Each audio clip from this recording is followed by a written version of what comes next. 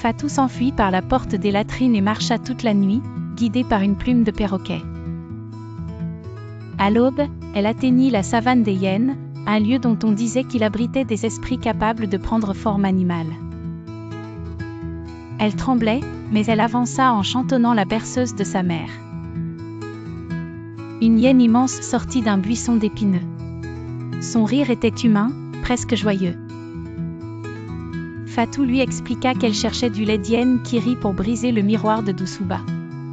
L'animal accepta, à une condition, qu'on lui raconte une histoire si drôle qu'elle en pleurerait. Si Fatou échouait, elle serait dévorée. Fatou pensa d'abord ne rien savoir raconter. Puis elle improvisa l'histoire absurde d'un caméléon amoureux d'une pintade, d'un œuf en or, d'un crocodile devenu divinité par erreur, puis d'un mariage avec une mangue. L'hyène s'étouffa de rire, roula dans la poussière et versa des larmes. Elle donna alors à Fatou une fiole de lait doré, en prévenant qu'il fallait rejoindre le baobab centenaire avant la fin du 3e chant du coq. Fatou courut jusqu'à l'arbre antique, immense, calme, presque royal.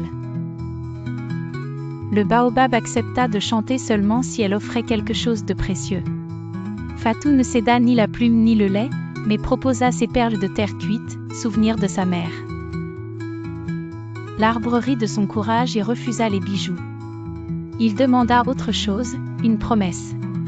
Si les hommes coupaient des arbres, Fatou devrait en replanter. Elle jura de planter cette baobab sur la tombe de sa mère.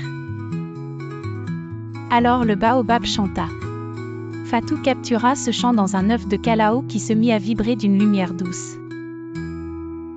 Le baobab lui révéla qu'il lui faudrait encore les larmes de la personne que Doussouba aimait le plus, et que ce 3e trésor se trouvait chez les forgerons. Fatou reprit la route, plus déterminée qu'au départ. Derrière elle, la savane se tut, tandis que l'hyène riait encore quelque part dans l'ombre.